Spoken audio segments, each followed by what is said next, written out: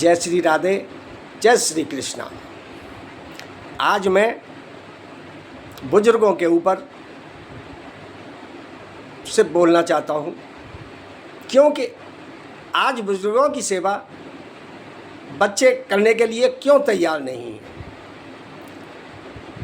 आज बहुत कुछ संख्या ऐसी हो गई है जो कि शादी के बाद, जब तक शादी नहीं होती है तब तक बच्चे बिल्कुल एकदम माता पिता की सेवा में बिल्कुल बराबर रहते हैं, जैसे कहते हैं वैसे करते हैं। लेकिन नौकरी लगने के बाद, शादी होने के बाद एक नया तरह का परिवर्तन आ जाता है कि माता पिता धीमे धीमे करके इधर बुजुर्ग होते जाते हैं, चलने फिरने लायक नहीं रहते हैं, बीमार रहने लगते हैं, और बच्चे फिर उनके बच्चे हो जाते हैं। उनके बच्चे हो जाते हैं तो फिर वो अपनी गृहस्थी में लग जाते हैं। कुछ समय पत्नी को देना, अपने बच्चों को देना, और ड्यूटी से आकर के उनके पास इतना ही समय बचता है। लेकिन ये सब हो क्यों रहा है, ये है सबसे बड़ा प्रश्न। इस जगह पर हमारा पिछला जन्म और अभी का जन्म, पिछले जन्म में हम जो कुछ भी करके आए हैं वो हम लोगों को याद नहीं रहता। जैसे कि हम पढ़ाई करते हैं और जहाँ से पढ़ाई छूटती है फिर वहीं से हमें स्टार्ट करनी पड़ती है, फिर पढ़ाई वहीं से करनी पड़ती है। इसी प्रकार पिछला जन्म हमारा जहाँ पर उसका अंत होता है और उसके बाद फिर हम इस जन्म में आते हैं, तो हम जैसा करके आए हैं, अच्छा करके आए हैं तो अच्छे से शुरुआत होती है, और बुरा करके आए तो बुरे से शुरुआत होती है। लेकिन यह मानव शरीर जो मिला है ना, इस मानव शरीर में मैंने जहाँ तक अनुभव किया है, हर माता पिता अपने बच्चों के लिए अपनी जी जान लगा देता है, पढ़ाई से लेकर के और नौकरी लगने तक और शादी होने तक। वो जितना अच्छा हो सकता है अपने बच्चों के साथ वैसा ही करता है। इस जगह पर कहीं भी वो अपने फर्ज में कहीं भी पीछे नहीं रहते। माता पिता अच्छे से अच्छा बच्चों के लिए करने की सोचते हैं, हर माता पिता सोचते हैं, चाहे अमीर हो चाहे गरीब हो, अपनी क्षमता के अनुसार हर कोई अच्छे से अच्छा करता है। लेकिन जब सब अच्छा किया है तो बुजुर्गों के साथ ऐसा क्यों हो रहा है? उन्होंने तो कोई कमी नहीं रखी। ये है इस जन्म की बात। पिछले जन्म में और हमने क्या किया है ये तो हम लोगों को याद नहीं है। जब बच्चों की शादी हो जाती है, बच्चों की नौकरी लग जाती है, तो उसके बाद सच तो ये है कि उनके पास इतना समय नहीं होता कि वो अपने माता पिता के पास आ पाए। ये तो नौकरी वालों की बात है, वो भी अपने बीवी बच्चों को नौकरी वाले समय देंगे। अब उनकी भी फैमिली हो गई, पूरा परिवार उनका भी हो गया, तो अब उनके लिए सर्वोपरि सबसे पहले पत्नी और बच्चे हो गए उनके लिए। और आज के समय में शिक्षा के लिए बच्चों को सुबह से लेके जो क्रिया शुरू होती है, शाम को बच्चा जब तक सोता है एकदम पढ़ाई पढ़ाई पढ़ाई। हर माँ बाप ये चाहते हैं कि हम अपने बच्चों को अच्छी से अच्छी एजुकेशन दिलवा सकें, और करते हैं, जिसकी जो क्षमता होती है उसके हिसाब से करते हैं, और बच्चों को सफलता भी मिलती है, बच्चों को नौकरी भी मिलती है, कुछ बिजनेस भी करते हैं। जैसा जिसका जो हिसाब है उस हिसाब से सभी सेटल होते हैं। लेकिन बुजुर्गों को उस समय दिक्कत होती है कि जब वो 65-70 साल के हो जाते हैं, 60 साल से ऊपर के जब हो जाते हैं, तो थोड़ी थोड़ी परेशानियां आने लगती है। फिर वो परेशानियां बढ़ती चली जाती हैं। इस समय में होता क्या है, इतने बीच में जिन बच्चों को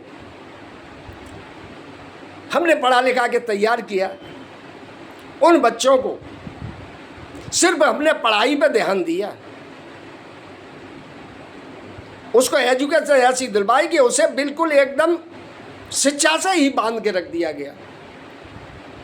हमने अपने बच्चों को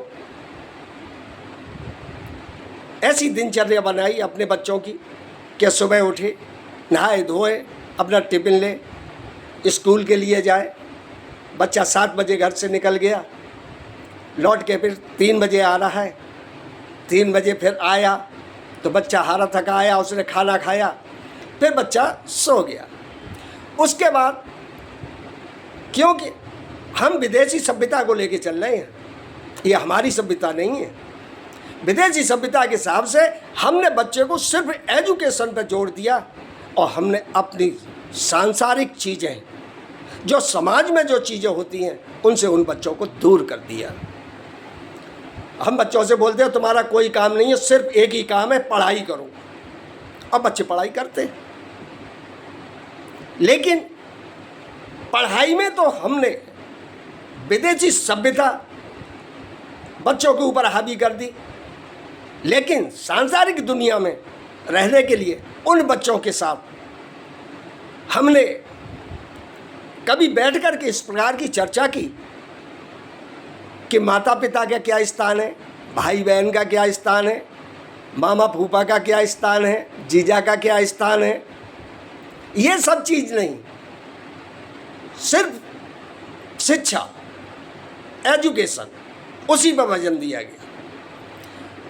तो इन लोगों को हमने इन लोगों से वैसे ही दूर कर दिया।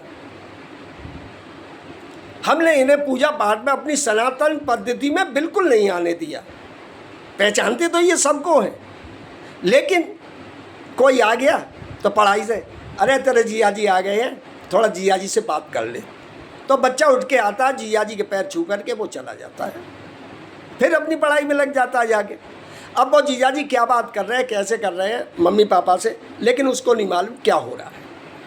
पूजा पाठ में भी बच्चा बिल्कुल अलग हो गया। सुबह की पूजा तो नहीं हो सकती, लेकिन हमको अब इस समय में ये करना चाहिए कि बच्चों के लिए कि हमें पूजा पाठ में शामिल करना चाहिए। ज़्यादा समय नहीं है तो शाम के समय आरती में तो खड़ा कर लो।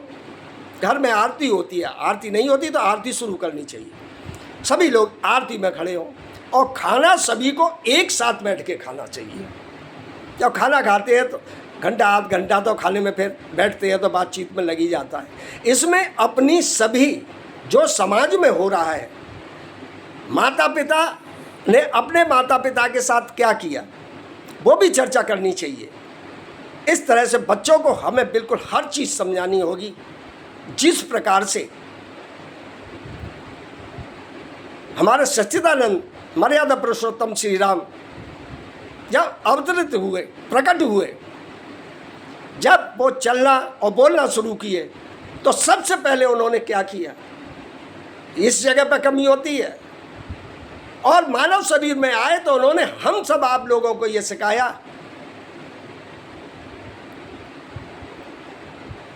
तो बाबा तुलसीदास जी ने एक बहुत अच्छी चौपाई लिखी है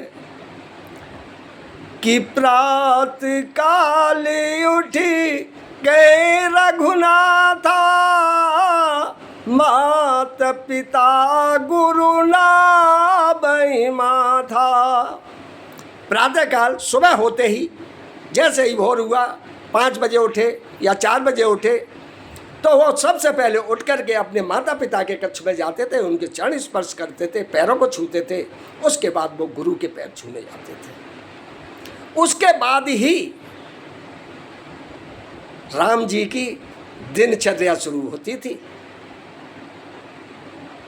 तो हमारे बच्चे इस चीज़ से वंचित होते जा रहे हैं। तो उन्हें हमारी सनातन पद्धति और संस्कृति से हमको जोड़ना जरूरी है।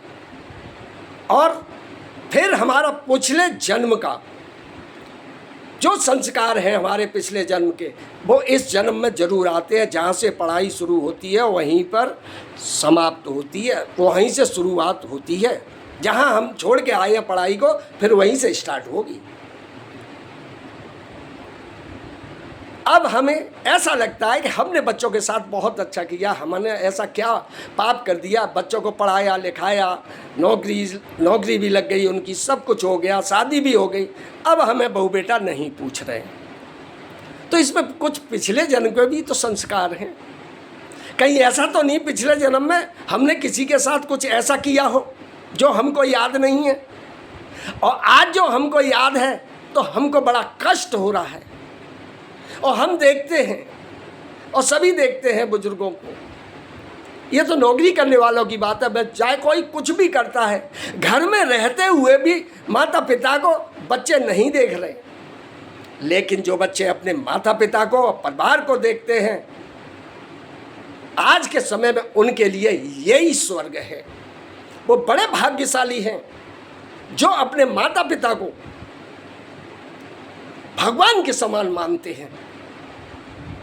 जिन लोगों ने अपने माता पिता को भगवान के समान माना, उन लोगों का कल्याण हो रहा है, उनका चारों तरफ से उनकी जय जयकार हो रही है।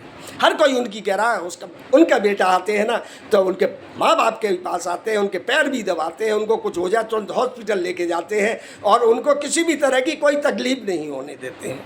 और कुछ ऐसे हो जाते हैं बच्चे कि माता पिता को फ़ोन भी नहीं करते, आना तो दूर की बात है, सिर्फ माता पिता की संपत्ति चाहते हैं।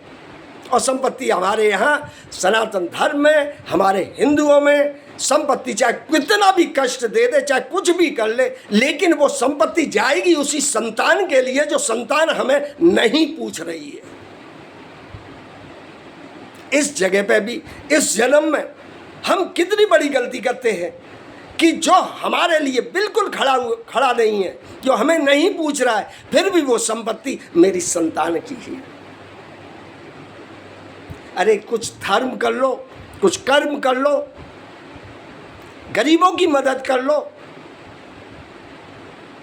जिससे कि हमारा पिछला जो जन्म था उसकी वजह से हमारे साथ ये हो रहा है, तो कम से कम इस जन्म को तो सुधार लो।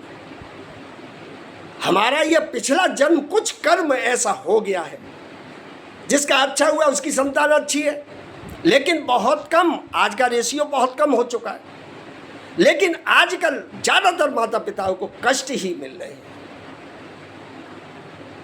इसलिए मैं सभी से कहूँगा, बच्चों को पढ़ाओ लिखाओ, खूब अच्छी तरह बनाओ, लेकिन आज जो माँ बाप नहीं पूछ रहे हैं वो भी तो माँ बाप हैं, कल उनके भी तो बच्चे नौकरी से लगेंगे, उनकी भी तो शादी होगी। जब हम पिछले जन्म का हम बुजुर्ग भोग रहे हैं तो वो भी बुजुर्ग होंगे, तो उनको भी भोगना पड़ेगा।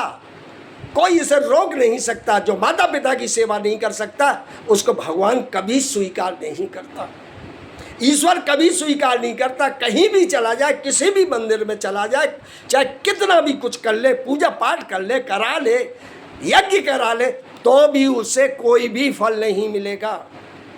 जिसने माता पिता की सेवा की उसी को प्रभु बहुत अच्छे मन से स्वीकार करते हैं। जो माता पिता को नहीं पूछता उसको प्रभु नहीं पूछते। इसलिए माता पिता की सेवा जो आज जो बच्चे नहीं कर रहे हैं, तो वो ये सोच लें कल उनके भी बच्चे हैं, उनके साथ क्या होगा। जय श्री राधे, जय श्री कृष्ण।